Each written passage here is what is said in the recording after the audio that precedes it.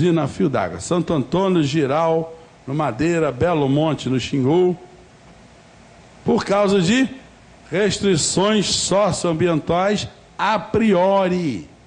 Ninguém estudou essas restrições, não foi feito estudo decente. É porque o Sting, quem é o Cameron, ou a Letícia Sabatella, como é aquela outra lá? Maitê Proença, querem. São os técnicos que dão opinião hoje no Brasil. Cineastas, artistas de cinema, artistas da Globo, nacionais e internacionais. Ninguém parou para discutir isso. E, portanto, a gente tem que falar para os pervertidos, incluindo aí a Maitê Proença. Qualquer dia eu vou na casa dela, é minha vizinha. Bom, na praia ela não tira o sutiã, não. Só na novela. Bom, nem eu quero ver. Olha o que o Brasil está perdendo, né? E essa aqui é a curva de energia, né? A curva de energia afluente em Belo Monte. Janeiro começa a chover, fevereiro, março, abril, está chegando energia que não está sendo acumulada. Porque no mês mais seco, gera só aquela titica ali. Porque se tivesse o reservatório, é o que faz Tucuruí, é o que faz Furnas, o Juscelino Kubitschek já sabia na época, né? Até porque o Juscelino, na época de Furnas, Três Marias e tal, ele acompanhava a obra lá no local. Mas acompanhava a obra mesmo, não é assim, vai lá no dia da inauguração. Não. Ele ia todo mês na obra, se reunia com os engenheiros. O Lira, o Miguel, que fez a palestra aqui já. Bom, nós teremos que fazer o quê?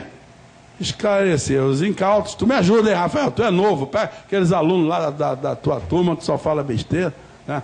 Esclarecer os incautos, ou os pervertidos, ou jogar a toalha. Deixa para lá. Eu já vi muita gente também, deixa para lá, eu daqui a 20 anos estou morto mesmo. Eu estou. Não, daqui a 20 não, cara. Mas minha filha, minha neta do Emi, vai estar tudo aí, né? O Adriano, Gago, né? A gente não pode pensar, planejamento tem que ser a 20, 30, 40, 50. O pessoal do Congresso pensa planejamento há 100 anos, 200 anos. Haja vista a quantidade de dinheiro que eles roubam. É para a família daqui a 100 anos, 200 anos. Para o país, no máximo 4 anos. Né? Não é verdade? Vamos falar a verdade? Tem gente que roubou para a família daqui a 1000 anos e ainda está... Né? Algumas conclusões. Reservatórios não são apenas úteis, eles são indispensáveis para a administração dos riscos.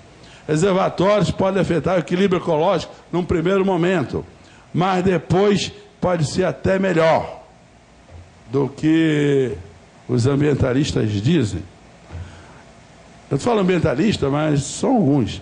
Hidroeletricidade é como fonte renovável de energia, e não como alguns querem dizer. Até o Banco Mundial já reconheceu isso, né? Não há por que sujar a matriz energética brasileira. Quanto mais térmica, mais suja. Suja economicamente e suja ambientalmente. Concentração de reservatórios a montante.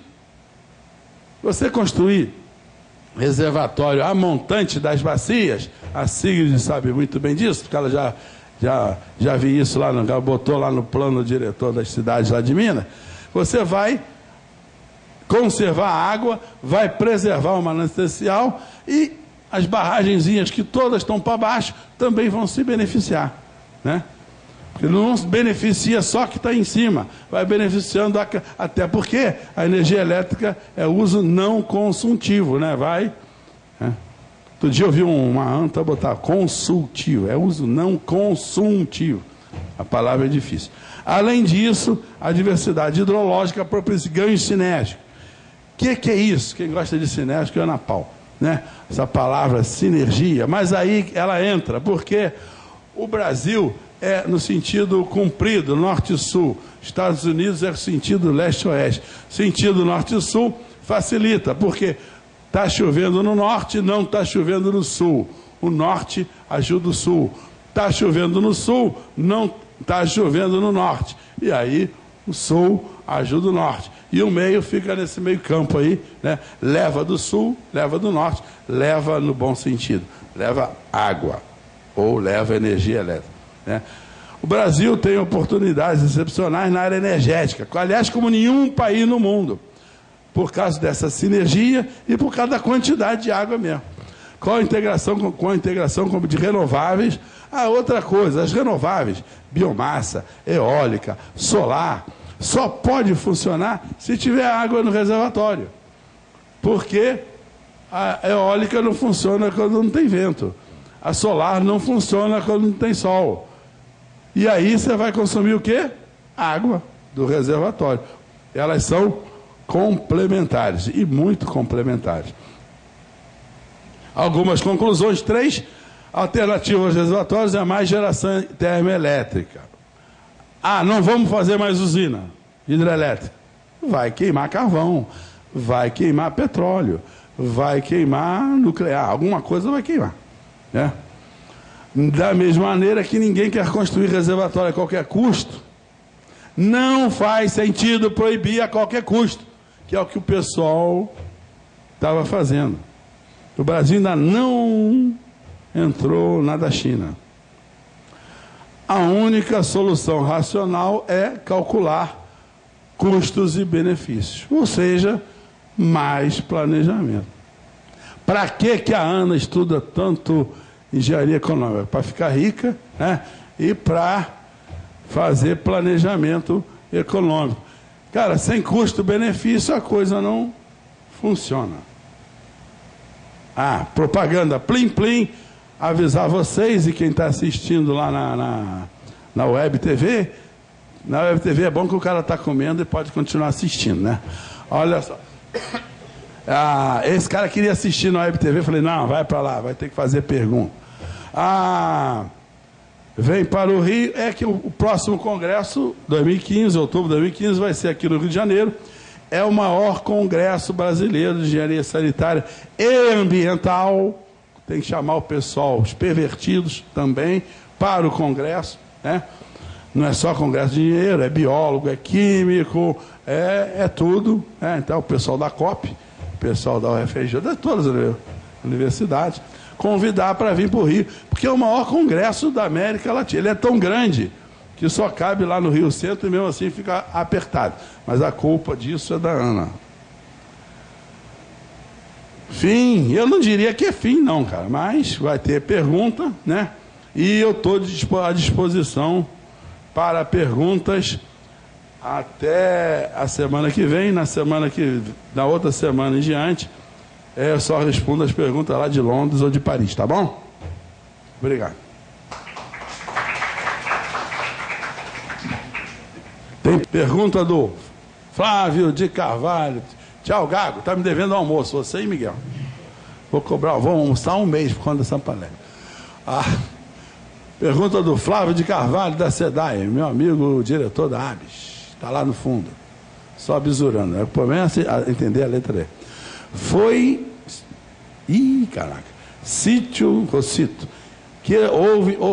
citado, é isso? Que houve um estudo realizado pela Universidade Federal e Águas de Niterói sobre dessalinização. Qual foi a conclusão final? Não diz a conclusão toda não, dando ele procurar o estudo lá no Google, diz aonde que está. Sabe a razão pela qual até hoje Águas de Niterói ainda não utilizou essa solução? Gostei da pergunta.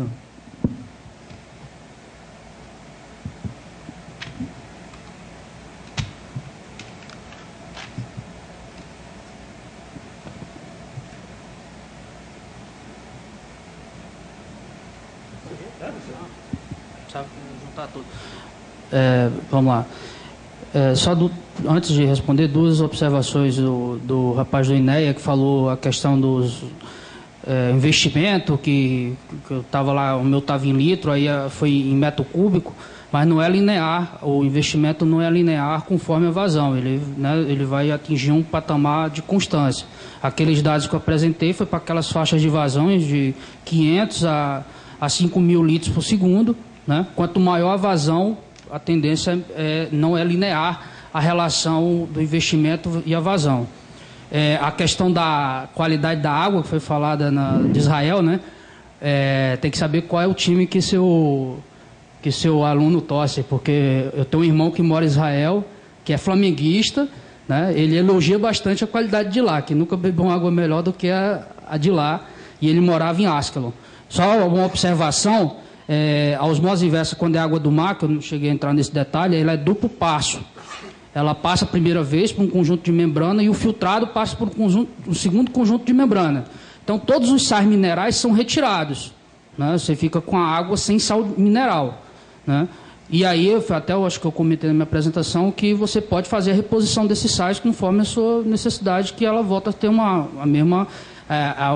o permeado que sai, pode-se dizer que um permeado morto, assim, não uma classificação. Mas se você fizer a reposição dos sais minerais, você vai ter uma água normal.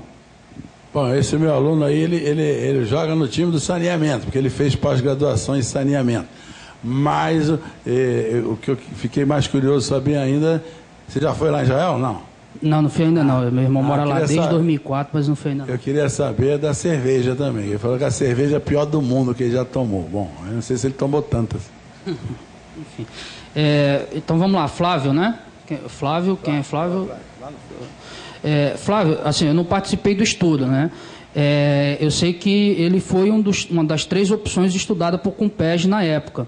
E a Águas de Niterói entrou como uma pleiteada, né? Ela pleiteou a concorrência, né? Que era a filtro de areia do... As 3 fontes eram...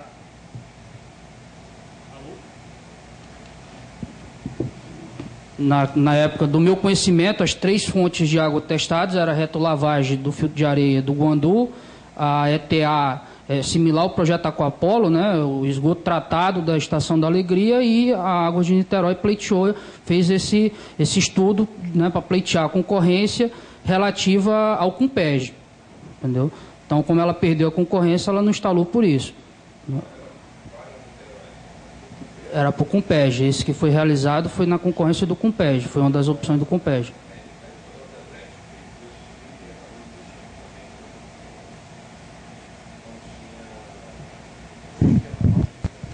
Aí, pessoal, todo mundo da plateia, ninguém pode falar daí porque está sendo gravado e transmitido. E aí fica ruim. Porque... Pode falar aqui, Flávio.